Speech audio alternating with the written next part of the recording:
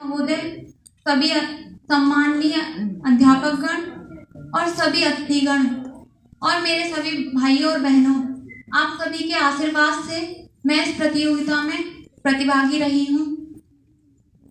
जहाँ तक कि हम सभी जानते हैं, मिशन शक्ति अभियान हमारे राज्य के मुख्यमंत्री माननीय योगी आदित्यनाथ जी ने 17 अक्टूबर 2020 से 20 को बलरामपुर से स्टार्ट किया था, जिसका उद्देश्य महिलाओं की स्थिति को परिवर्तित करना और उन्हें आत्मनिर्भर बनाने की शिक्षा देने के लिए किया गया है। और वहाँ मैं भी जानती हूँ कि जहाँ तक लड़कियों का अपने आप कमजोर समझने का कई कारण हैं, और उनमें से एक ये भी है कि शारीरिक क्षमता, वो अपने आप को शारीरिक क्षमता में पुरुषों की अपेक्षा बहुत कम समझती हैं। लेकिन ये उनकी धारणा बिल्कुल गलत है, क्योंकि मैंने ये सभी पढ़ा पुस्तकों में और जाना कि आचार्य चाणक्य ने हमेशा अपने जो प्रिय शिष्य थे चंद्रगुप्त मौर्य, उन्हें सिर्फ एक ही बात बताई कि यदि तुम्हारे सामने कोई तुमसे कितना भी बलवान योद्धा क्यों न हो, तुम उसे अपनी बुद्धि के आधार पर बहुत ही आसानी से हरा सकते हो। और यही बात हम पर भी लागू होती है। और क्या इस बात को रानी लक्ष्मीबाई ने साबित नहीं किया?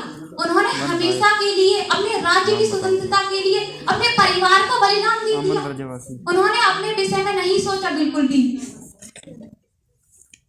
तो मेरा कहने का मतलब यही है कि हम सभी को जो है पुरुषों की अपेक्षा अपने आप को कम ना समझना चाहिए।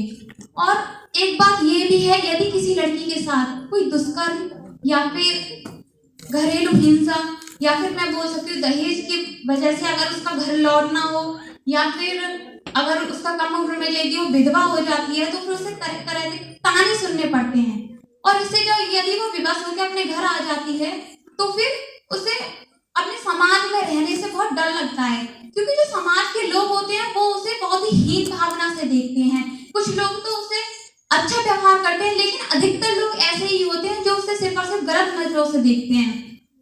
तो वहाँ जो है लड़कियां अपने आप को कमजोर समझने लगती हैं।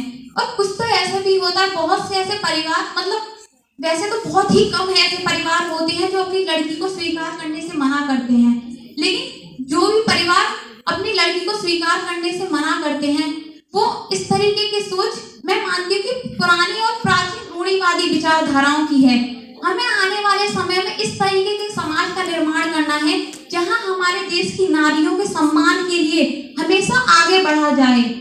अगर किसी के साथ भी गलत हो तो उसका हमेशा साथ दें, हमेशा उसका आत्मविश्वास बढ़ाएं, ना कि उसके आत्मविश्वास को कमजोर करने का प्रयास करें।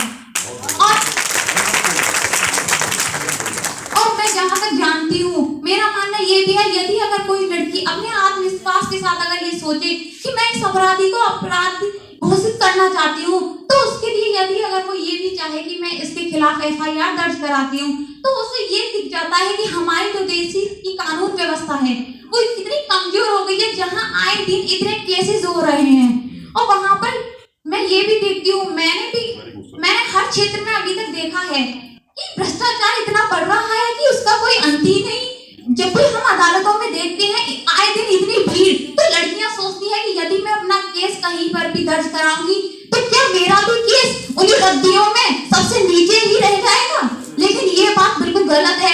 यदि हमारे अंदर आत्मविश्वास हो और यदि हमारे अंदर इतनी हिम्मत हो कि हमें जीतना है, तो हम करके दिखा सकते हैं।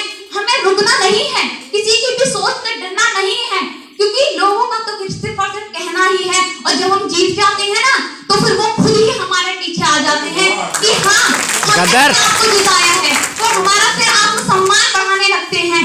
तो कहने का तात्पर्य मेरा केवल इतना ही है कि आने वाले समाज में हमें ऐसे युवाओं को, ऐसे नारियों के सम्मान के लिए इस तरीके, आज तो युवा दिवस भी है, युवा दिवस के अवसर पर मैं ये भी कहना चाहती हूँ कि हमारे जो प्रिय महापुरुष स्वामी विवेकानंद जी हैं, उन्होंने क्या कहा था कि मनुष्य की मृत्यु निश्चित है, लेकिन यदि कोई मनुष्य किसी अच्छे कार्य के लिए मरे तो वो मृत्यु नहीं, वो अमर है।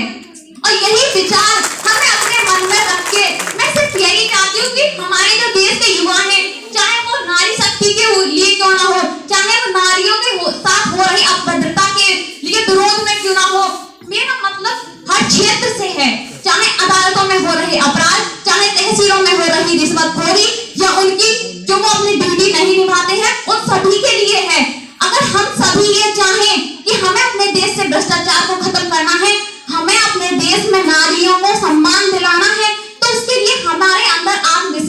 होना चाहिए और उसके बिना हम कुछ भी नहीं कर सकते।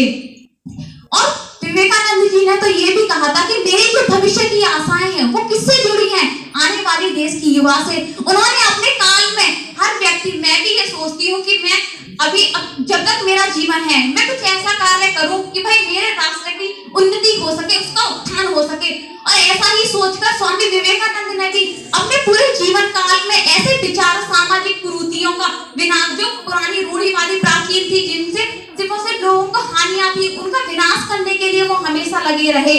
और इसी तरीके से अब हम सबको, और उन्होंने ये भी चाहा कि जो हमारे देश के युवा हैं अब वो कैसे होने चाहिए? सच्चे ईमानदार होने चाहिए, हमेशा दूसरों की सेवा में लगे रहने चाहिए और हमेशा राष्ट्र की उन्नति और उत्थान के विषय में सोचना चाहिए उन्हें। और यदि राष्ट्र की उन्नति और उत्थान के लिए अगर उन्हें मरना भी पड़े तो ये भी उन्हें मंजूर होना चाहिए। और उन्होंने एक बात ये भी कही थी कि हमारे देश के, मैं यहाँ तक जानती हूँ कि ज्यादातर लोग सिर्फ यही बोलते हैं कि गलत लोगों की संख्या जो अच्छे लोगों की अपेक्षा है वो बहुत ही कम है, वो अधिक है।